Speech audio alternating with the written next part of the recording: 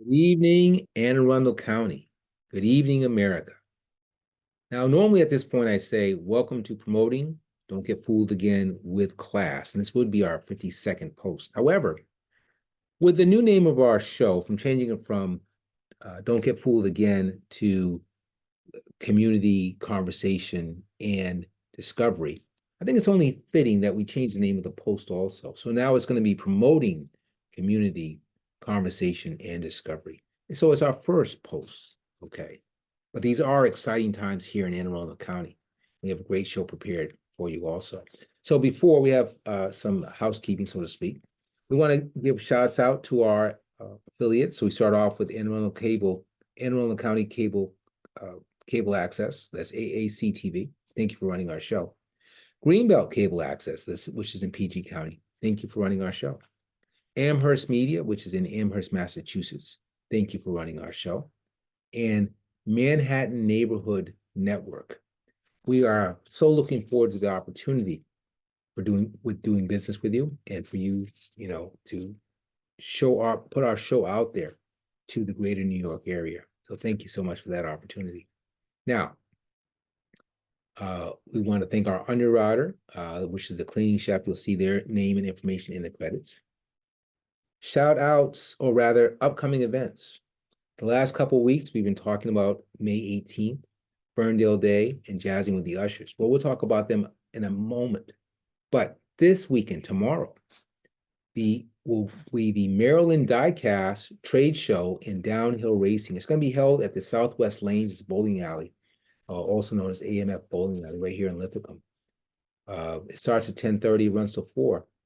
And so these memorabilia types of things, they're fun to go check out because it gives you a chance to relive things. But they also have downhill racing. So I'm going to make sure I check. That doesn't start till about 12:30, but I'm going to make sure I check that out. I got a feeling we're talking about, some Hot Wheel action. That could be neat. I had a lot of fun as a kid doing that. Like I said, it gives us a chance to relive some of those days that where we had no worries. So I'm looking forward to that. Sources. This week, as usual, rely on Wikipedia, but we also relied on the Poem Hunter for a very special poem we're going to be talking about. So, most admired. Usually, most admired is someone out of history, but it does not necessarily have to be. This week, we're going to look at American folk, a legend. So let's go to there right now. I'll go to screen share. Okay, John Henry. Again, American folk hero. Now, John Henry, who was a Black man, was tasked with hammering enough holes in rocks so that you could get dynamite blast charges in there, so that the rocks in these mountainous areas, rocks could be destroyed for basically making tunnels. Okay. I'm going to talk a little bit about that because that's that's how it's written out, but there's something else there also. So we'll talk a little bit about that. This legend starts in 1840, 1850. There's actually a plaque in a place called Talcott, West Virginia, and the tunnel called the Big Bend. So I want to break this down a couple ways. I'm going to break it down to when I first heard about John Henry as a little child, little boy, growing up in New England. And I also want to look at some historical research that's been done on this, because usually there's always some truth, even in legends. There's always some truth in there. So we want to try to take a little closer look at that. So I think I might have been in the first grade, 6 or 7. Mrs. Noble probably was my teacher. I was like Mrs. Noble. Somewhere in there, she tells the story of John Henry. I know immediately she's talking about a Black man. As a 6, 7-year-old little boy, strength was important to me. I identified with this story of somebody who was strong, stronger than many, and could do things. And he had will and had determination. all those reasons, I was drawn to John Henry. Now, historically, first researcher we're going to talk about is someone named Scott Nelson. So Nelson says the actual John Henry was born in 1848 in a place in New Jersey, and he died of a lung disease called cirrhosis. There was nothing in that report about this railway man. There's a place called the Big Bend Tunnel, so let's talk about that. Another researcher, someone named Guy Johnson, in the 1920s concluded that John Henry might have worked for the Chesapeake and Ohio Railway. That's where, again, the Big Bend Tunnel was built. Johnson eventually met a person named Neil Miller, who said as a child, his father brought water to the rail workers and met Mr. Henry. A company had developed a steam-powered drill that could possibly do the same work as the railway workers who were creating enough holes in the rock so you could put those blasting caps in there. John Henry challenged the machine to a contest. John Henry, according to legend, won the contest, but he died of exhaustion. Exhaustion overtook him. Now, let's talk about the Lewis Tunnel. So Scott Nelson wrote a book in 2006 called Steel Driving Man. In this, he did a lot of research at the Virginia State Penitentiary because they had records, and they found a John William Henry. He was a 19-year-old man.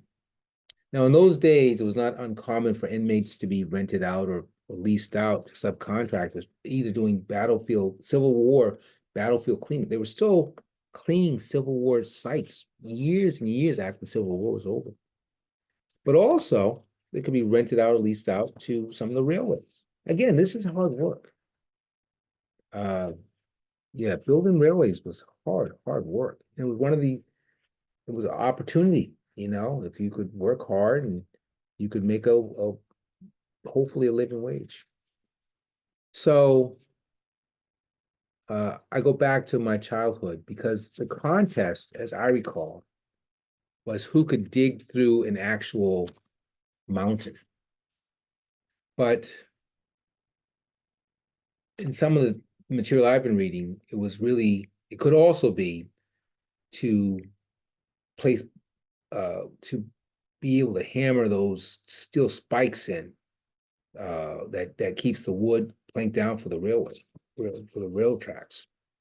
So again, it's a legend, nobody really knows, right? But we do know this. This was about the dignity of work. It's important that we as people have something important to do with our time, with our bodies, with our minds. And John Henry emphasizes that. He bleeds that story. The other is this: not wanting to be replaced by machines. So whether we're talking the 1870s, 1860s, or now with this AI technology, nobody wants to be replaced. Nobody wants to be irrelevant. We're here for a reason. We want to live out our goals. We want to be important. So for all those reasons, most admired this week goes to the legend of John Henry. Okay, so we want to move on to one of my favorite subjects. And that subject is, well, quite frankly, it's about trash pickup. Quite frankly. As a little boy, I'm going to go to the site in a second. As a little boy, the trash men was some of my favorites, some of the highlights of my week, because they come and I could watch them work, and they were kind to me. They waved, and they knew my name was Tony. They said, "Hey, Tony." And one time, because seems to me they could do everything. One time I remember asking one of the guys on the truck, I thought they were so cool, man. I thought they were so cool. I asked one of the guys on the truck, I said, do you think you could bring me a case of matchboxes? He said, well, I don't remember what he said. But sure enough, within a couple of weeks, I had a whole case of Matchbox. You could get like 24 cards of Matchbox in these Matchbox cases. I think it was 24. It might have been 12. It was the coolest thing. It was the coolest thing. We're going to talk about Anne Arundel County. This is about something of consequence regarding Anne Arundel County. We're going to talk about Anne Arundel County Public Works, or DPW. So I'm just going to click on the link here. Okay. These guys are responsible for a lot.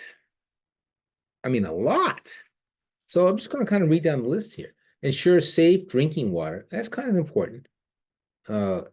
Enhance wastewater treatment. That's pretty important too. Recycle, collect, and dispose of trash or waste. That's really important. Maintain, manage, and operate roads and bridge networks. There's a lot of bridges in Anne Arundel County. There's a lot of bridges right here in Glen Burnie, right down the street in Glen Burnie. Right over there in Lithicum. There's a lot. Design and construct capital improvements. Yeah, yeah. Someone's moving that dirt. Someone's moving that dirt.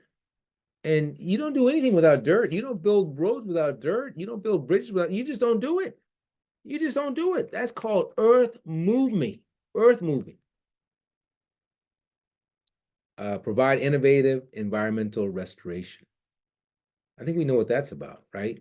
An area's been damaged or destroyed, and it has to have a certain amount of restoration so that it can be used by the public. All these things are important.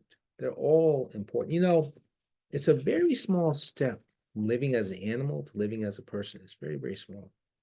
And these guys are tasked, the agency is tasked with doing the job. This is the kinds of things that government should always be involved in. You can't outsource everything. You can't outsource everything. So, I'm going to stop the share. There's one more thing to do. Okay. So, John Henry, right? The importance of work. We could say it's about the salt of the earth because we as people are the salt of the earth. So I found a poem that I thought fit the bill. It was actually written by someone named Bernard F. Asuncion. It's called Salt of the Earth. So I'm gonna have to take my glasses off. It's actually on my phone. I have to be able to see it. She's the salt of the earth, always there to rescue, longing to help anyone. Let she prove it to you. She's the salt of the earth, always there to lend a hand. Not for a time will she ignore the hopeless and the poor man. I'm awed by the salt of the earth as she supports all the way, giving aid to humanity on May 15th, sunny day.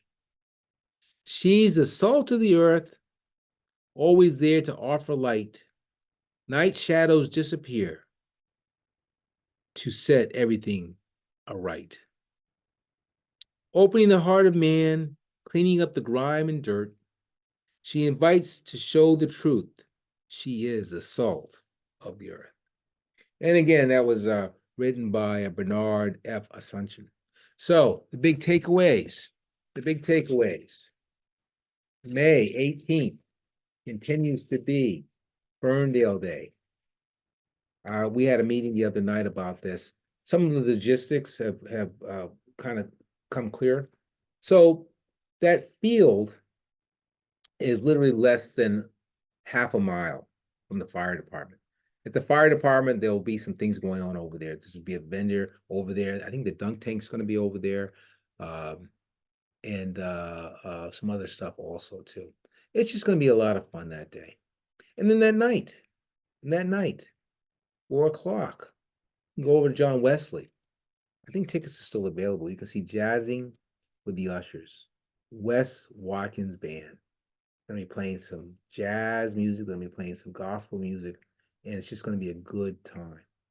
So for everyone here at the Glen Burnie Players, Again, my name is Anthony Bynum for promoting community conversation and discovery. Until next time, bye-bye.